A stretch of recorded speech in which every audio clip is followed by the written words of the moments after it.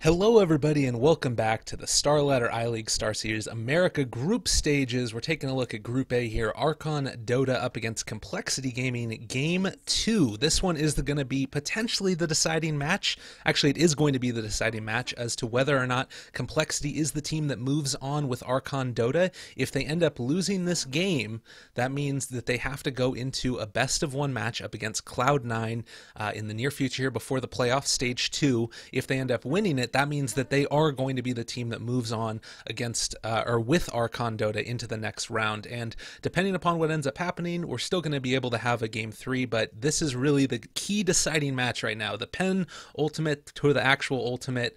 My name is Lyrical Dota, joined today by MotPax. Any thoughts right as we get ready as move on into this draft? Well, again, the Darkseer, he was left out, one of the bigger heroes, but it looks like he's not going to be prioritized. Definitely the big thing's the Doom ban, right? So Archon saying, well, we don't have first pick, and we really don't want to have to deal with that hero. So that's one way to avoid it right there. Yeah, definitely. And, you know, I think that that makes a ton of sense right now. They do end up taking a Shadow Fiend second. They did have the Tusk taken away from them. And I think that this is sort of an interesting little dynamic here. You've got another hero that is sort of going to be the minus armor side that they're going to be taking a look at this time around. We did see the Slardar banned out, but instead they're going to be taking the Shadow Fiend, and this to me feels like Archon Dota's comfort spot. Is the Slardar, is the Tusk, these heroes that can either roll on in and do a lot of damage early, and then they can sort of snowball throughout the whole rest of the game, making good decisions, taking smart engagements, or they go the very minus armor heavy route, and both of these heroes kind of fit that role a little bit. Shadow Fiend a little bit less so. This is going to mean they're going to need some type of defensive support. I would love to see a Dazzle here in the very near future for Archon Dota, but I feel like he might get banned out. The other option is Winter Wyvern, and against the Queen of Pain, you're going to need somebody there to help keep that Shadow Fiend alive. Yeah, Dazzle Shadow Fiend is like the best thing ever. It's so good when he's trying to get that ultimate off and you're just slapping on the shallow graves. So I'm thinking that they'll probably ban that out here from the side of compLexity, seeing so they don't have the first pick. And then the Winter Wyvern will probably still be available. They will ban out the Brood though, so a little bit worried about that Monkeys Forever Brood that they like to throw in various lanes.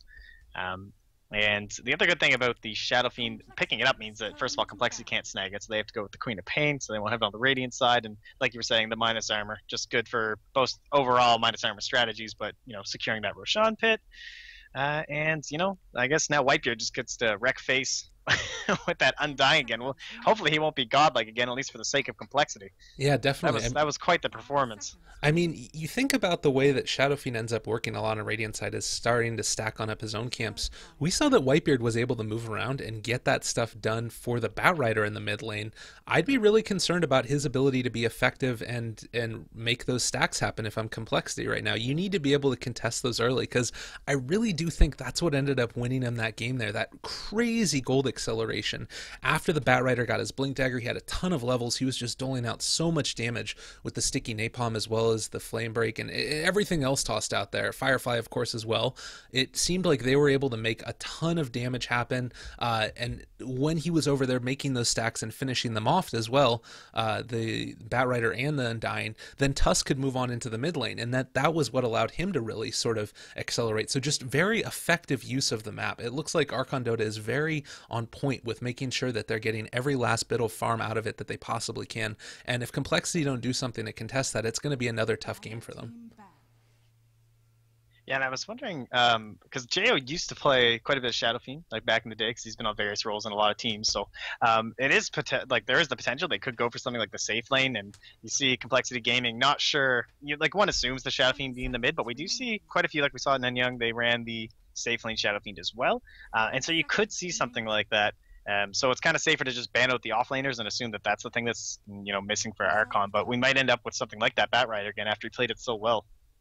Yeah, certainly. There's always the chance. It's such a unique hero in terms of what it's able to do, and we have seen Archon prioritize it pretty effectively. After that last game, they've now moved on up to 4-1 on Batrider, so one of their most effective heroes behind Slardar and Tusk, who are sitting at what is that, 4-1 on Slardar actually as well, and 6-1 on Tusk. So they have their heroes that they really, really like, and of course that does mean that they're a little bit easier to target in the draft. We see two of them taken away in the first phase here, but they're going to go instead for the Ember Spirit. Another great hero, a very strong ability to be aggressive early if they want to do that again, and maybe we might end up seeing that Darkseer picked up. That is a really potent combo, although probably you're looking at a few too many cores there potentially. I'm not sure. No, probably it's definitely still in the cards for sure there, just because they can run it, in that off lane and then have the Undying either paired up with them, still pretty good with the Darkseer. You can both run in, kind of get up in your face, or you can even be in a safe lane supporting role up top with either the Ember or the Shadow Fiend. And then for complexity though, when they're looking here, there is still the Dazzle, one of the bigger picks. I would be looking to snag that up right now if I was complexity, because I'm sure Archon will grab it if they don't. Hmm. Probably Yeah, the biggest card. that to me seems very strong, definitely.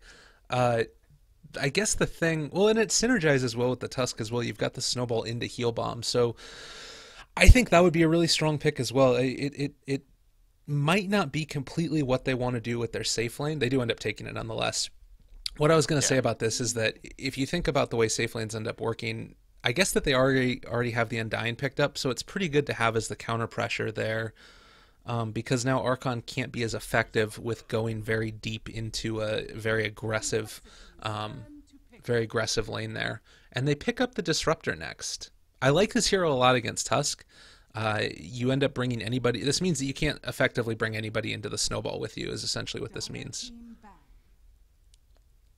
Yeah, pretty much. Or else it turns into quite the nightmare in the rumble in the jungle there, the static storm. And the other thing is it's kind of, that decent counter up against the Ember Spirit. If you place your remnants right, you don't get in too much trouble. If you can get far enough away that the glimpse won't be in within range, even if they still have vision on you from the Thunderstrike. So it's kind of nice just for a little bit of a safeguard, so you won't be seeing that pop up on complexity, and then they end up with like an off lane Tusk or something like that. But they do go back for the Clink, someone who started out pretty poorly in this patch, if I recall, but now the numbers have come back up. Last time I checked, he was sitting somewhere around pretty high. He was 60%, doing pretty well with certain teams. We saw Burning playing it with a BKB first build he tried in a couple of games. It worked very well, then opting into the Desolator, just relying on the early damage from spearing arrows and just trying to survive and keep firing them off. So let's see, looking at what's left here, we're gonna get an Earthshaker ban.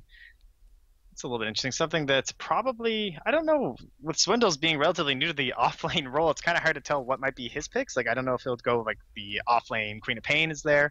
There's also obviously the Tusk, and the Earthshaker could have been something in that scenario. So maybe Archon just throwing out a ban against a hero that's particularly good.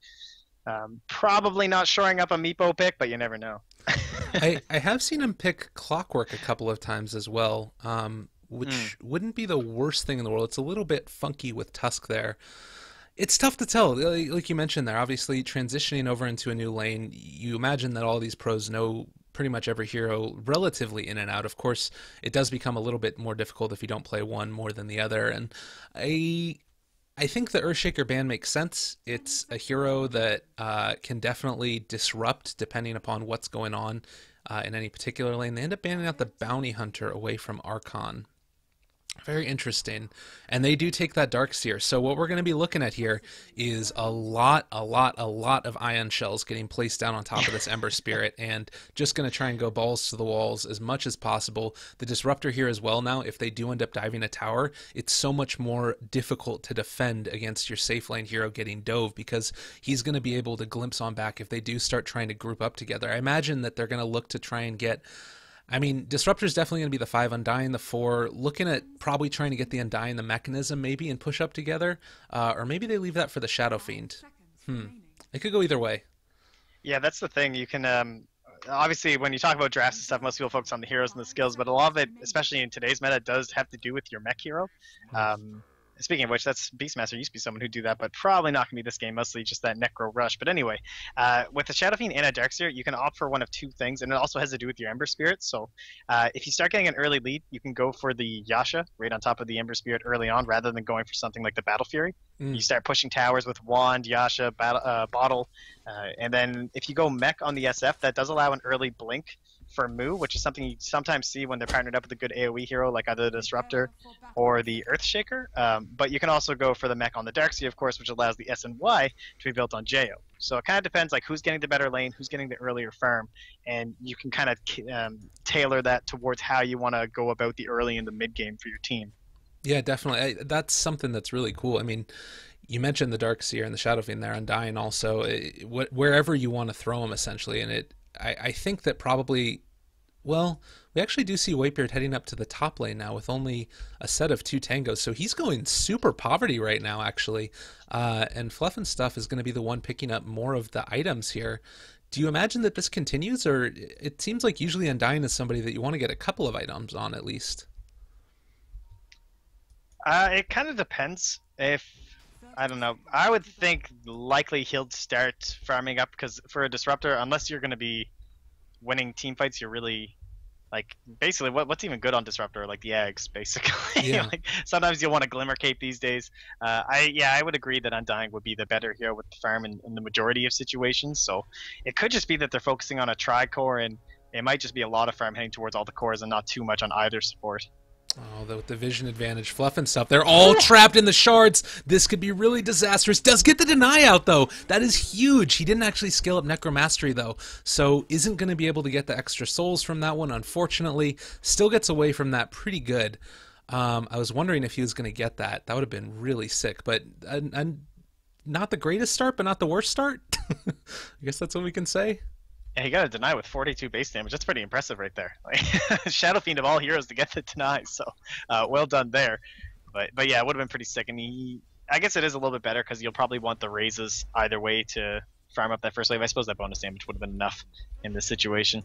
Yeah, definitely. Well, Whitebeard just going to try and harass away the Tusk here. So this makes a little bit more sense to me now. You're throwing the Beastmaster in this offlane with the dual Tusk. They are actually going to run on into Whitebeard yet again. Didn't get a decay stack off of that one. I think that he was trying to split the difference. Wasn't quite able to make it happen. And now you've got an aggressive dual lane up against Disruptor, Undying, Ember Spirit. This lane could be really, really tough. They do have the Glimpse back if they want to use it. Might be switching over to Swindle now, seeing if they can bring him down. But just going to harass away. This lane looks like it could be really tough for them. There's always the chance once you end up getting a couple levels on this Ember Spirit, you're just going to be able to burst somebody down with the magical damage. Yeah, it's a little tougher in this scenario where you've got kind of this tri-lane going on. It's a little rare that you'll have this Tusk Beastmaster dual lane. Both heroes fairly EXP dependent, and a lot of Beastmasters that we see today are actually running the safe lane just to ensure the early Necro book, because without it, the hero, you're not getting the full potential out of him. It forces you to take levels into something like the Aura rather than the Axes. Or sorry, rather, when you don't have the Necro book, you go Axes instead of Aura. But it looks like they're going to lock off Whitebeard here, and he's still got 4 seconds for a decay, but it won't be enough damage to bring him down. Yeah, pretty close there. Oh, chains onto 2. Nice little split the difference there. We do not have a glimpse back up yet for Disruptor. Just levels it up now. Is going to be able to find the kill on the Tusk. The Ember Spirit falls as well. So 1-for-1 trade. I think that's worth it for complexity every day, though. Oh, yeah, for sure. Regen Rune scouted out as well down in the bot lane. It's just going to be picked on up by the Dazzle, and he's going to roam on over here. No big problem at all. I think that it's definitely worth it to just be able to deny on out the runes. And now Shadow Fiend, after nuking the wave, can go on up top and take this bounty rune as well. Thinking about what Zizzy's going to do here. And probably get the early Ring of Aquila, and then sometimes we'll see people go Aquila. Oh, they are going to get him. Fall? I think so. There's the shards end up chopping on out, and Tusk falls him. Nicely done there. What were you saying about Zizzy there in the bottom lane? No, it's okay. No, I'm just thinking now about how Z-Frig is just like, oh, I saw Fluff. I took some notes down. I know what I'm doing. No, Z-Frig played a good Tusk back in the TI as well. But so when you go for the Ring of Aquila, sometimes we'll see the Soul Ring paired up with it, and then you start heading to the enemy jungle. But then other players we've seen, not so much recently, but we have seen the Medallion and the Deso stacked on earlier on rather than the Soul Ring. But when you have a team that doesn't really have Arcanes that they're going to be using, and if they are looking to be more, like, he's going to have to be pretty individual. I don't think that they're going to have a lot of stacking going on. And yeah, he is going for the Ring and the Soul Ring. Pretty standard for the most part. And looks like there is some action top. Yeah, Swindles is going to end up getting glimpsed on back yet again. Do end up being able to catch him on the other side of the shards. Nice play there, but I thought that he was going to be able to keep him alive. I think that they still might be able to. Fluff and Stuff is dropping pretty low. Axes do end up hitting him. They're going to finally take on down Swindles. Looks like Z-Freak's going to be able to make his way out of there. And this lane, pretty tough. We do have the wraparound now on top of Darkseer. Dazzle is here. I don't think that they end up finding this kill just with level 1 and Poison Touch. Not necessarily the best skill in the game. Are you sure it's not super OP? Yeah, that's I don't know. I thought it was one of those good ones. I've been doing my Dazzle all wrong. You do max that first, right? Yeah, definitely. Every day. No grave, just stats and Poison Touch. Particularly against the Darkseer who has Surge. Like it Oh yeah, it's just so good. Yeah, definitely. But nonetheless, it does give you that extra little bit of slow in the early game. I think that they might have been up there to try and use it to kill off the Disruptor at the start. I'm wondering if that actually was what it was that... I guess it was the dagger damage over time that ended up finishing him off. But nonetheless... We're getting distracted, MotPax. He is keeping on doing his thing. He is going to be going for that soul ring, trying to be individual, as you mentioned. We did see several camps blocked out at the start as well, and this Observer Ward is going to be able to stay here throughout the whole duration, so no pulling. This has really led to Dazzle being significantly underfarmed. Still level 1, hasn't been able to get any experience from those camps either. It's been a tough going for him so far. Yeah, now 4 minutes in. Just kind of, stacking up a little bit of farm here. Monkey's having an all right time up top. He's got his boots. He's got his poor man shield. He'll look to get that wand soon and probably start being a little bit active here. It's no idea quite yet as to what items everyone's going to be going here. I think it's pretty likely Moo will be getting the mech, especially when he's laning up against Ziz. The extra regen's pretty helpful. Actually, he forced some TP locations down. They are going to glimpse back Zizzy, but I'm not sure if they'll get this kill. It doesn't look like it. There's no detection, so that's kind of an issue. The Poison Touch value kept him alive. Anyways, Swindle's here as well. He has been able to get level 5 throughout all of this. So while the lane hasn't been the best, they're actually going to be able to catch on to Monkeys Forever here. The Tombstone ends up dropping. I think that they're going to find a kill. Oh, the Soul Rip was enough to keep him alive. Does pay for it with his life, though, as Whitebeard dies. The rotation on in from the Queen of Pain didn't end up hitting on to Monkeys Forever with the Sonic Wave. I think that they kill Fluff and Stuff here. 1, 2, 3 might be able to make it happen. No, they're going to have to turn their attention to the Tombstone, which is killing absolutely all of them. Jesse ends up falling. Oh, and Ember Spirit now is going to turn around and die as well. So triple kill for Swindles at the end of the day. That boar paying off full dividends for him. Yeah, they're having a pretty good time with it. This dual offlane is working extremely well. Whitebeard with that dying breath throw there. And as you talked about earlier, he is relatively underfarmed. Looks like they're going to come on around the backside of Moo, though. Get a couple hits off. He's going to take one more after this one. He's going to get it, though. Nice. Moo drops down. Well played there. And just that recognition that they were going to be able to get it, that last second shadow wave coming out from the Dazzle was able to be enough to dole out that extra bit of damage. And, across the board, it's just a dangerous hero to play against. That 50 bonus damage coming out from every single searing arrow. So deadly in these early stages, particularly when you've got the armor stuff that's coming out from the Dazzle as we get into the later stages of these games. And you can see Fluff and Jo are starting to make some sort of rotation down here. What kind of a detection are they bringing? They do have the dust here, and they'll be looking for that kill on Zizzy. That would be the ideal case. It might end up being just Vlad. No detection to spot this rotation, and Vlad will surely just be dead if they spot him up with the Thunderstrike, and they will. Not even going to commit the glimpse. This is great. They might be able to get a 2 for now because of Zizzy being here within range, and he's definitely the priority, but they don't have... Oh, they do have the vision in the backside. They'll bring him down, and Moo will just go in and tag up that Dazzle for the final kill. Looks like top lane, they're running Swindles out with the Flame Guard. They will get stunned up there. So committing the roar to ensure he survives. Oh my god, I can't believe...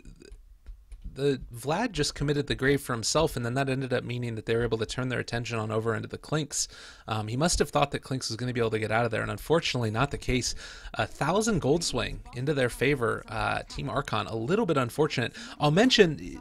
Vlad is really, really effective on these supports. He's had a really good time at them. And I was looking through the stats again before the game ended up starting up here, and he's actually 0-10 on any hero that isn't a defensive support.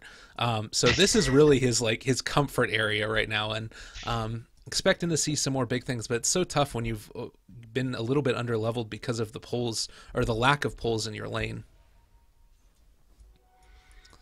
Yeah, he's just... He's really not getting quite a bit experience here. Like 1-1-1 in terms of skill builds. Not the best for keeping someone alive. Ooh, Zizzy's in a dangerous spot here. They do have the dust if they want to YOLO it, but Zizzy's just pinging them out. And it looks like there will be rotations. Queen of Pain now coming inside. Vlad coming in. He's got this. Oh, no, throw that Sonic Wave. And they are annihilated by the rotation from Chessie. So Really good great scouting there rotation from there. Zizzy. Yeah, that was excellent. It was just about as much as the best it could go. The only thing was that the Shadow Fiend did end up getting that double stack, but definitely not worth it. 1,100 gold change, 1,000 experience as well. They do end up rotating on into the mid lane now. Whitebeard is going to drop very low. Z-Freak, are they going to be able to finish off this Tombstone in time? I think that they do. Where were the TPs? The Disruptor had one, but he just got back up, as did the Ember Spirit, and not quite wanting to go on in there to finish off the fight. It's a big ask to TP on into the mid lane to face off against two heroes, even with that Tombstone going. Yeah, and speaking about how a lot of these, oh, actually, they have a rotation here. So they brought up the Clinks, similar to, most of your carries who come up for this early rotation. They have the Roar. They're just waiting for Monkeys to come too close. Oh, that looked like at the time, and they will go for it. Not enough time to pop any sort of Flame Guide or Escape. Whitebeard will come in. But he doesn't have a Tombstone. We saw him dropping in the mid lane. Uh-oh, Whitebeard bit off a little bit more than he could chew here and just feeds them a second kill for their troubles. That was that's great. Going to put Swindles almost to Necro. Yeah, a little bit of a miscommunication there potentially, or just not quite realizing. I wonder if at that point in time he thought that somebody else was going to TP in to try and make the rotation, but nobody there in time to help him on out. And compLexity is starting to take a little bit of a lead here. They are currently, if you take a look at net worth, about 3,500 net worth in the lead. They are going to chase. Can they find the Dazzle? Shadow Fiend is over here as well. They do have a glimpse on up. They're going to bring him on back. And this is probably a super dead Dazzle. Does grave himself, just wasting a little bit of time. Why not? No TP on him currently, but does get the Arcane Boots. So, wonderful, wonderful play. Space created, man. That's a space created Shallow Grave right there. Absolutely. And they're pressuring mid lane while it's happening, so why not? Oh, Chessie might get caught here if he's not careful. No, it looks like they're not going to be able to find him in time. Snowball on into the mid lane. Does end up getting down the Tombstone for Whitebeard here. The rest of the heroes are coming in from behind. Can they actually find and pick off Chessie? Oh, they got the Thunderstrike off, and she's coming back. This is going to be a kill. Absolutely huge. She goes down. Disruptor picks that one up, and the Queen of Pain traded. Oh, a little bit unfortunate there for compLexity. Yeah, kind of got to be a little bit cautious there with that lead that they do have, but they are still sitting on top. JO's up there, tangoing with the top three, and shortly in behind is Moo. So we see JO. He is, well, so far, not giving away anything. Right? It looks like he's going for the SMY with that Belt of Strength. Invis rune on Z-Freak as well. They're potentially going to want to look for this one. If they do end up finding the ice shards here with the block off, I think that this might be a kill. Oh, they end up separating the Shadow Fiend. He does end up popping Requiem, but I don't know if it's going to be enough damage. Static Storm now dropped on top of the Clinks. He's stuck in the middle of all of it, but can they take on down Jaya? I think that they do. One more hit. No, he ends up taking out the Clinks in return. Oh, not quite able to make it happen. The Clinks does get the kill, and I think is going to survive throughout all of it. We've committed for this as well from the south. We have the Ember Spirit coming on in. The Beastmaster does end up dropping to the Darkseer. In other areas of the map, and Vlad is going to end up falling, takes out Whitebeard for his trouble, and the blink away by the Queen of Pain. Chase yet again. They do end up glimpsing her on back. Oh, but oh no, the misplay. It shouldn't have happened that way, but they still end up getting the Queen of Pain. A little bit of a miscommunication there. I actually just noticed, I thought that the Shadow Fiend already had his treads. He actually just got his treads, so I was thinking he was on his way to Sanj. So 4,400 net worth, not quite enough to get that secondary item when you're sitting on about 700 gold. And really, when you only have Ring of Aquila and treads, there's, I don't know, the Requiem is basically everything he's offering to these fights just because of all the controls coming up from compLexity, even with the Roar being nearby, and all these stuns being thrown up and around. But now it's starting to get a little bit scary here from Swindle. You can see him soloing people, and he'll almost have the Necro 3. Picks up the second one for now. Clink's almost just soloed the Shadow Fiend right there in the top lane. Came really, really close. It probably would have needed 2 more auto attacks, but not quite able to find it in time, unfortunately. Over in the mid lane as well, we do have a Sonic Wave, not up for a while longer, was committed in that last engagement. The sort of miscommunication there, the play, I had a little bit of trouble describing it. Essentially, Queen of Pain blinked on over, Ember Spirit went for the kill, and then Disruptor ended up glimpsing her back. So after the Ember Spirit ended up going for the kill, they kind of were in this awkward situation where the Disruptor had to solo her. It could have gone a lot worse than it ended up going, but still kind of fine here.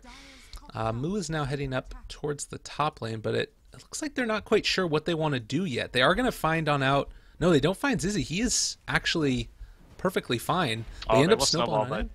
Yeah, monkeys will just zip out though. Moo's running right in there looking for a vacuum. He's only gonna catch one though. Are they gonna commit to this? It looks like it. They get Searing Chain somehow hits both. Max range apart. Vlad's gonna have to grave himself to stay alive. Swindles gets caught inside a Static Storm, but it won't be enough damage to do anything. They'll throw the Requiem as well, and the Roar comes out. So they've lost the Disruptor. Now Zizzy in trouble, stuck in near the wall. They've got enough detection to finish him off with those Ion Shells. And again, a Walrus Punch. Now stuck on top of monkeys. They're gonna bring down the Shadow Fiend, Chessie in the back lines. Z-Freak now gonna be the one to go down, and well, we'll take that as a win there for Archon, assuming that they don't lose Moo here. I don't know what Chessie can pull out of the bag. He's almost got that Sonic Wave up. Is there going to be a play? Is there a play, Lyrical? Oh, he's God. Denied a Roshan. I believe in you. No, he's just going to TP out. Smart play there. It was very, very close. Almost ended up catching there with the chains in the end as well. Fight recap. We're looking at 1,400 gold swing. Relatively close. It looked like there as well that there was a chance for them to be able to really turn it around with the Clinks, but not quite able to happen. Thunderstrike now down on top of the Beastmaster. Swindle needs to make his way out of here. Is going to get glimpsed on back, but Monkeys is going to run away the other direction. They don't want to take this fight quite yet. Catch with the shards onto Whitebeard. I think that he falls. Tombstone zombies are still doing their thing, but they do end up taken out in the end. Clinks gets the last hit there on top of the Undying, and a really, really extended, strange, and bizarre engagement in the mid lane as both of the towers are still standing. Yeah, we've actually only lost the safe lane towers on each side so far, and it looks like compLexity. They should be able to get this. Just 3 points in the aura, stopping at 2 in the axes. Seems to be the standard these days. It used to be that you'd always max the axes, but mostly because you're ancient farming. And Fluff will go down there. I mean, gets found out by a Queen of Pain and Mr. Zizzy, so not too much you can do in that situation. And again, that aura now stacking up still has the Archer and the melee creep, as well as all these creeps just swinging away. Look at them go. Bonus 35 increased attack speed. That tower is just melting. It's so much damage coming out so quickly, and I mean, I think that that's one of the most underrated part of Beastmaster's kit. Whenever you see this hero, you think about Roar, you think about that long disabled, a long range of wild axes, but honestly, Inner Beast, 35 bonus attack speed just at level 3, and it's about to be maxed out for all of those little creeps, for all of the Necronomicons, now level 2, about to be level 3. This hero really can bring a lot to these early push lineups, the early aggression lineups, and they're starting to hit their stride. Pretty soon the Queen of Pain is going to be able to finish on off for Orchid as well. He's going to get caught out now in the top lane. Monkeys Forever doing a lot of damage, but not quite able to finish it off. Oh no, she's super dead. Moo is here as well. Yeah, that's a dead hero. Shadow Fiend ends up finishing her off in the end. Yeah, but space created. Now it looks like they are going to try and get this tower. Moo will TP. There is TP for Monkeys as well, and JO2 if they want to all come down. Commit some sort of defense to this. You can see Zizzy just chews through those towers, and once that Deso gets delivered, it's going to be even worse. They'll bring back Z-Freak, and they can have a Searing Chains popped up on top of them, and they will they sacrifice Z-Freak?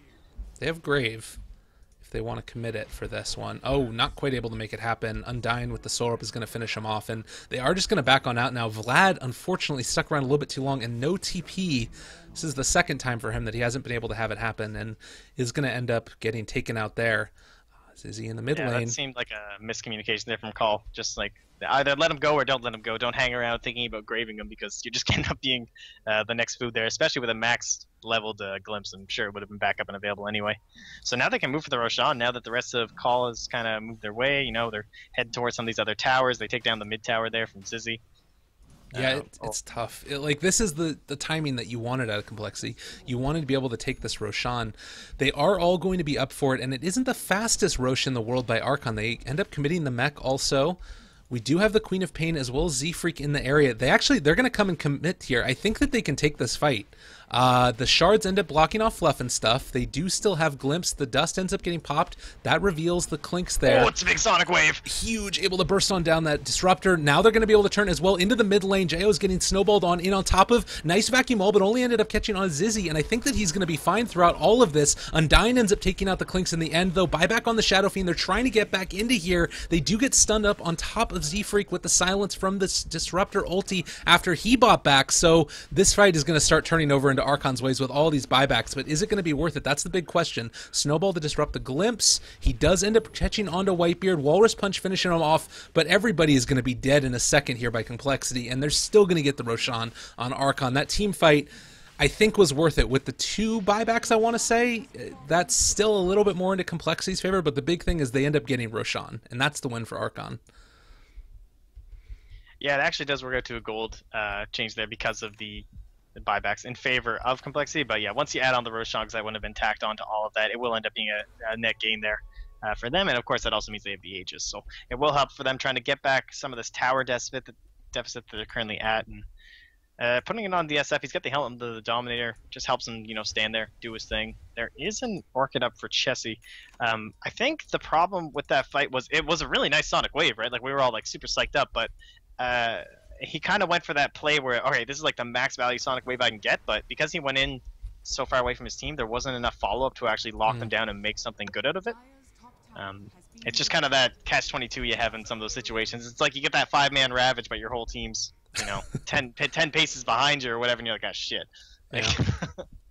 Well, it's better than the no-man Ravage still, but yeah, I get what you're saying. I do that when I play Enigma, just black hole 5 heroes and then die afterwards, because I didn't even put down the Midnight Pulse. But nonetheless, they do feel comfortable now pushing on down this mid tower. They could potentially mount a defense here if they wanted to, but it's a little bit tough.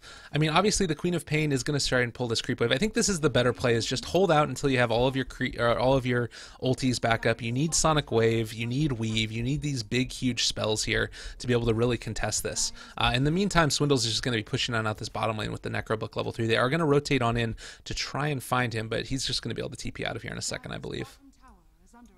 Yeah, it's almost unfortunate that they have no ward coverage by the Roshan pick, because the smoke's essentially wasted, except it will help them find Swindles, and he's not TPing out in time. As the glimpse, it's going to be here. He is just dead. Oh, no. That shouldn't have happened. Not like this. Oh, Static Storm committed, though. That's kind of a win-ish. I don't know. It's tough. He ended up trying to turn on to Whitebeard and see if he could take him out. The tough thing about committing that Static Storm there is they're not going to have it for the next 80 seconds, which does burn a little bit more time off of the Aegis. But I guess that considering all the lanes are pushed in, it's kind of okay because they would have to push these out regardless. It's a tough one. I think that right now compLexity are going to be in a fine spot to not lose any of their towers. The problem is that they want to be able to push with this lineup, because I think that if you let Ember Spirit as well as the Shadow Fiend get more farm, compLexity has a bit of a window. They really want to be able to push this on down, and while Beastmaster is great, he's got a great disable in the late game, their damage dealers become a little bit squishy, both the Queen of Pain as well as the Clinks. Yeah, and Monkeys hasn't committed. Oh, actually, he did just commit to a build. He actually picked up an Ultimate Orb, so not opting for the Battle Fury or the straight Yasha. I wonder if he's going to go into Manta. He's just straight into it. I wonder if he's... I would think that'll probably be the item, yeah. It just makes sense with the Orchid, I suppose. Not really much other choices for an Ember Spirit if he wants to continue split pushing to draw this game out. I did see Chessie yesterday pick up like a Manta first on a Queen of Pain. It was the weirdest build ever, but one of the things that they like to do. So a lot of these teams just not necessarily going for the, cookie cutter build. They're taking the ones that they want to do to give themselves the best chance to win the game. Clinks does end up revealing himself here, but the smoke 3-man into the enemy jungle. They're going to be able to find on out the Darkseer here. Can they burst him down in time? Orchid comes down as soon as the surge wears off. Mech does end up getting popped, but it looks like Moo is going to fall. The rotations on in from the rest of his team are going to be a little bit too late. And the entire time that this is going on, they need to be careful here. Beastmaster isn't with them. He's pushing down the bottom lane, and the DD up on the Queen of Pain, while very good, is it going to build enough? Oh, there we go. The Sonic Storm is committed for this. Chessie is caught out from the rest of his team. Vlad not going to be able to get into range to be able to grave him in time, and he has to grave himself. Still no TP on this hero. Z-Freak going to get bursted down, and it looks like everybody that ended up going for the smoke gank is going to end up dying. Suzy can only look on in shock and horror as the rest of his team evaporates. Maybe space created if they can get this tier 2 bottom. Yeah, and actually, I'm just looking at. They should have. They would have been able to see actually Archon placing that ward because they had their own observer up there. Maybe they were smoked when they placed it up on that cliff, but just because of their positioning and where they were, coming in with the glimpse is just so devastating. It basically had complete control over it. They didn't even really have to use it in order to bring them back and draw them into a fight. They just got caught out under total vision and then using the static storm, the kinetic field. Very well played by Fluff and stuff. Again, he's really showing off here. And with the Blink Dagger Disruptor, which he's actually going to be able to use to pick off this courier. And his Whitebeard pops his Invis rune instead. He steals the kill. Nice. Always good to Typical have Whitebeard. Nothing on that courier, but still somewhat demoralizing indeed when you end up getting those pickoffs on those key items. Or on the courier, rather, I should say. Again, he wants to be able to find these pickoffs, but these heroes are just so difficult to really lock down or be able to find the kills. Like, there's been a couple of moments where it seemed like he was going to be able to have it, and it just doesn't end up working. They're looking for the catch here, but he's going to be able to TP away, no problem. And 3 heroes rotating in. This is scary. If he wanted to, he probably could have left a remnant there, and they could have reinitiated, but playing it a little bit more safe at this point in time. They've still got a little while. The Aegis did just expire as well for Shadow Fiend, so they're going to wait it out. It's starting to feel more and more like, oh, it's complexity. The onus is on them to really apply the pressure here, and I'm not sure how much longer they can really wait. I mean, obviously they probably need to wait for the next Roshan, but it's tough. It's looking more and more deadly for them. Yeah, looking into later phases of the game, I would say that Archon would have the advantage, and it's always going to be hard for complexity to push high ground. They're going to be needing the Aegis. They have to watch out for the vacuum into the static storm. So looking now, I would say that Archon, like, they are leading in terms of gold and everything, but they are leading as well because they have the capabilities right now to drag this game later. As the fight is going to start with the static storm on top of Swindles, so they're going to be trying to kill him off before the Roar comes out. Nice vacuum, trying to keep him right in the middle, and he does die before he can get it. The wall dropped down. Now the Sonic Wave on top of them all. Z-Freak going to be the next to fall. Everyone looking healthy on the side of Archon. They're just going to have to leave Chessie as he starts to blink away, and Vlad's just dead. Oh my god, huge kills. The blink away by Chessie, but he ends up getting blinked on top of by the Disruptor, and the glimpse on back, full man team wipe. And that is not the way you want it to go. This is looking like a 4,400 gold swing, 5,900 experience. Archon team wiped them so cleanly. It was just they're sort of luring them on in. Come on, come hang out with us. We'll be fine. And then Undying dropping the tombstone up on that high ground. The vacuum wall. Also the static storm to start it off. That was probably the biggest thing right there. Fluff and Stuff being able to lay that down and keep the Beastmaster out of that fight. He didn't cast out anything. It was just complete and total devastation. So really good play across the board. I think that so far, we talked about it last game, Fluff and Stuff, the Tusk was really the MVP. I think the Disruptor is starting to make that same type of plays here in this game as well for Archon. Yeah, and I was actually just realized I hadn't even crossed my mind earlier, but we have actually Whitebeard on the side of Archon, and he's not the one playing the Disruptor. He was widely regarded as one of the best Disruptor players, one of the first people to really start bringing it into the pro scene. Maybe it gets to be like a year and a half or a couple of years ago now. Just played it religiously on the teams he was on.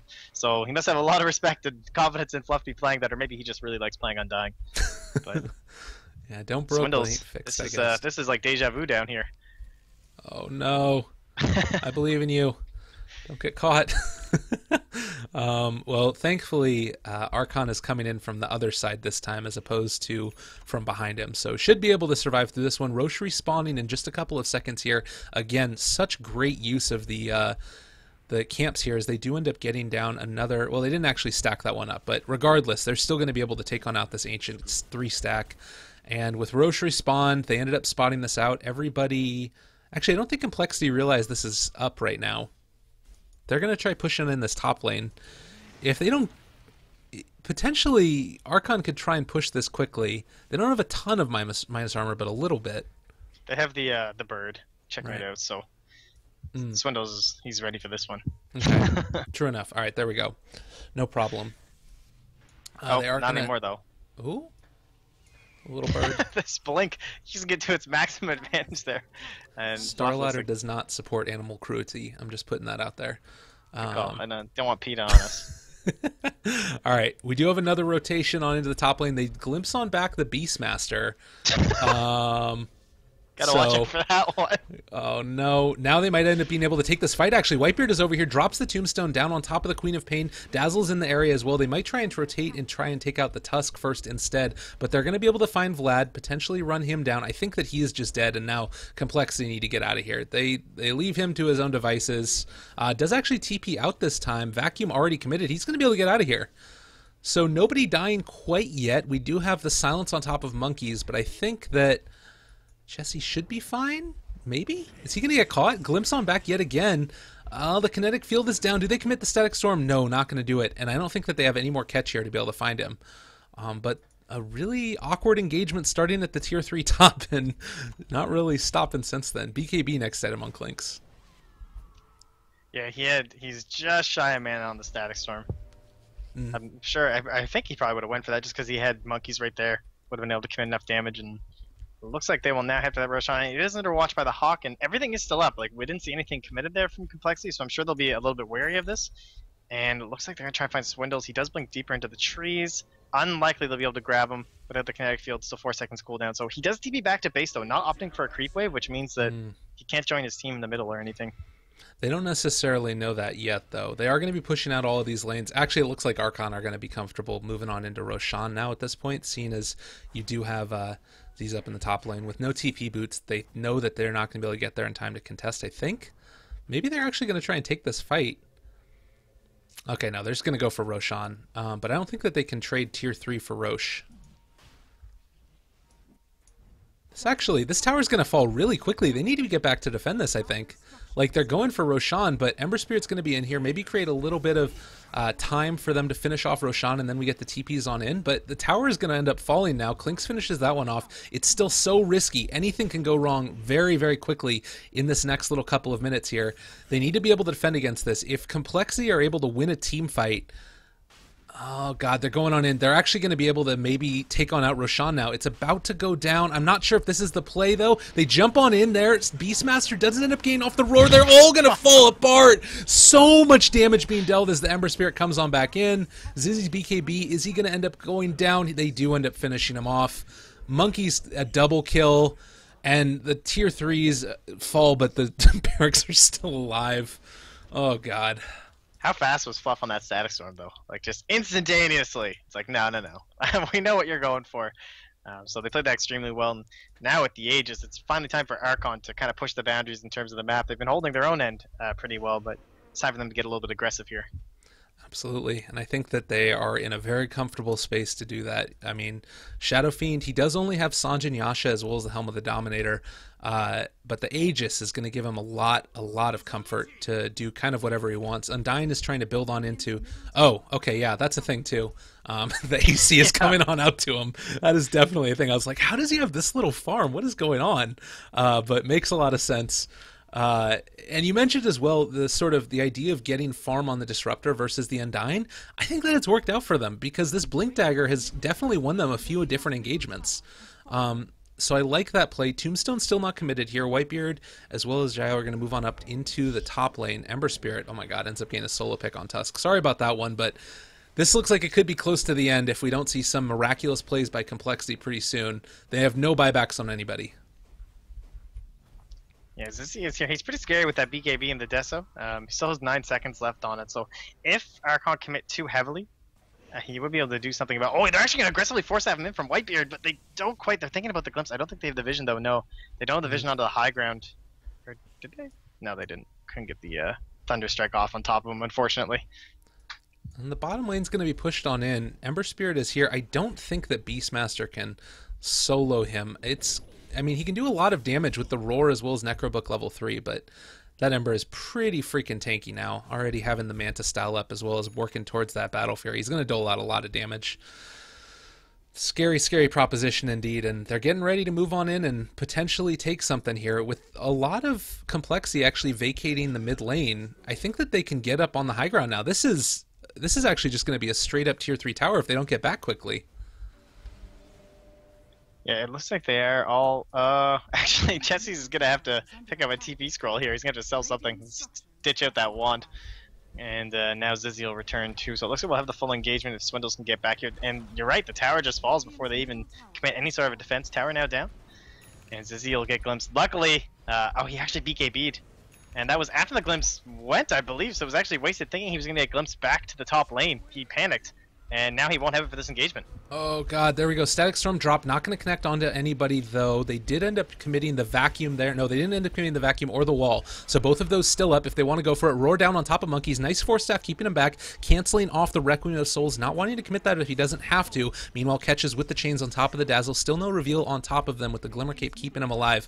But they've gotten what they came for. They took on down that barracks and now just going to casually walk away or maybe reinitiate. Are they going in on top of this? Oh, Zizzy caught out from the rest of his team. Huge kinetic field, and then they vacuumed it onto the other side. Now Z-Freak as well as Vlad getting turned on. No grave anywhere. Swindle is going to end up falling in just a second. Maybe no kinetic field. Not going to keep him there. Oh, maybe they can turn this back around again if they wanted to. Like, they're inside their base right now, and there's nothing compLexity can do about it. No Clinks right now, no Dazzle. Anybody that moves forward is just going to get killed. Oh, BKB now popped yet again. They do end up killing off the Shadow Fiend, though. All right, he's coming back in just a second. Z-Freak now caught out from the rest of his team. He falls in just a second, I believe. And Ember Spirit, double kills, everything that this hero could want. He's going to take down Swindles. The Ion Shell on top of him is just doling out too much damage. Buyback by the Beastmaster. Look at this Ember Spirit go. He is tearing fools apart. And now he's just going to be able to walk away casually from this one. Or go back in if he wants. Why not? Yeah, even if they try and kill him, like he could remnant and then buy back in and just finish it honestly. So, but everyone else is gone. It's just like, all right, we got what we wanted. Took a couple more kills to boot, and ends up being Chessie the only one who comes out on top on the side of compLexity with 1085 in gold, and he will have buyback now because of it. But this Ember, he's rather terrifying with the Battle Fury and 3300 gold sitting in his purse. I mean, yeah, Chessie was able to get those kills. The Disruptor did end up falling, as did the Darkseer, but like. Take a look at that net worth graph right now. It's like 20k roughly in the bag. EXP as well. We're sitting at 2500. Archon are just looking so strong. Clear, calculated. They know what they want to accomplish. They know what the sort of definition of their draft is. This one was a little bit different. Last time it was an early aggression, just take you on out, and this time around they've sort of switched it up to having a little bit of this timing window where they were a little bit vulnerable, and then they sort of flipped the script around. Were able to take a couple of solid, good team fights, the initiations that they wanted, and they might end up finding Swindles here if he's not careful. He's just sort of hanging out off the sides. I don't think that they find him. It would be a good amount of bad luck for that to happen, I think. Yeah, I don't even think... I don't know. I'm trying to think of what the... there's no, like, vacuum on the side of compLexity, so you're really relying on maybe a really good roar on top of that Ember Spirit, or... it looks like they will smoke up here on the side of Archon and look for a pick in the mid lane. It's going to be a little bit hard to lock down Chessie. Oh, unless he blinks right into them. Now it's going to be on cooldown. He'll be forced to BKB. Stuck inside the kinetic field. They'll just walk on out. Oh, there's the Manta style off the silence as well. They're going to be able to chase here. I think that they can actually kill him. This isn't the team fight that compLexity wants, certainly. Another glimpse on back into the Static Storm. Grave committed, keeping alive Chessie a little bit longer, but he is going to fall in just a second. Shadow Fiend is hitting like a champion. They're going to try and maybe be able to take on out this barracks here, but oh god, two-man vacuum wall. Shiva's guard down as well. Moo does end up falling. Tusk gets that kill.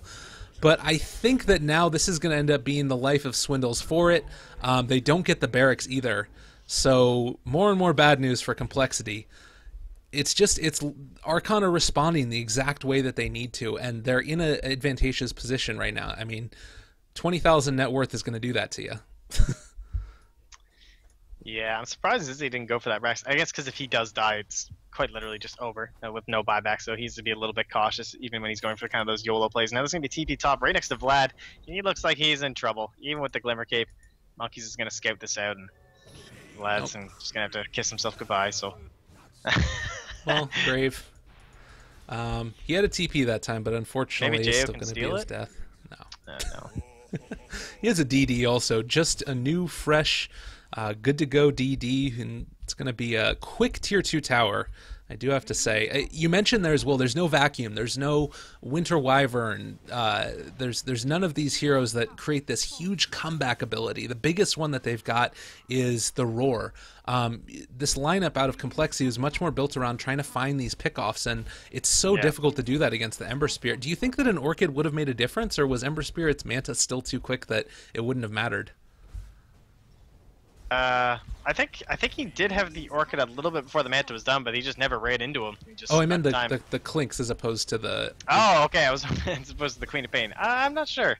Maybe it could have helped, but it looks like Fluff will just come on in, and it looks like Zizzy's going to drop, and no buyback. They're actually going to vacuum Chessie inside the Static Storm. A nice little play by Moo, showing the synergy between those two heroes. There'll be a buyback from Z-Freak, so he comes back in and does something, I suppose, but 2 racks down. Monkey's TP's back in. Looks like Vlad's going to be next on the chopping block. Oh, or just Swindles will walk out. God, no. And it's over now. GG ends up getting called. compLexity 2-0'd by Archon. That is Archon, I believe, 2-0'ing everybody in the group. They might have lost one map, but they have looked incredibly powerful in this matchup with a bunch of really good teams. Archon, compLexity, Cloud9, Leviathan, all of these teams very, very good. And at the end of the day, what this is going to mean is we're going to have a playoff. compLexity up against Cloud9 at some point in time in the near future. They're going to play a best of one to determine who gets the last spot in the playoffs there in the stage Wow. 2. So should be a really great matchup. If we take a look real quickly at what ended up happening the last time that these two teams met each other, Cloud9 did 2-1 them. So Hmm. a little bit of an advantage there, but again, these games have all been so close in terms of the way it's ended up turning out that it's tough to tell who's going to end up taking it. Time will tell, I guess. Any final thoughts here, MotPax, on the series at all, or what you end up seeing further as we go into the further into the star ladder? No, I guess just props there to Archon. Played extremely well. They were down at the end of the laning stage, if I recall correctly. It was looking pretty good. That pick-off-oriented draft from compLexity was doing its job, but once the mechs and everything started coming out for the side of Archon and Fluff got a little bit of farm, as him and Whitebeard, I found the support play from Archon was superior than that of coming out from compLexity. Just the plays that you were seeing and the way they were able to kind of control the fights and heal up their allies. It just really showed. And the early levels, earlier items in both matches, it really showed just how important having good supports on your team can be. Well, I think that's going to do it for us. Once again, you can find us at Lyrical Dota and at MotPax if you want to catch out more from us in terms of the casts that we end up doing. Thank you all for watching the games today. It was an absolute pleasure casting for you, and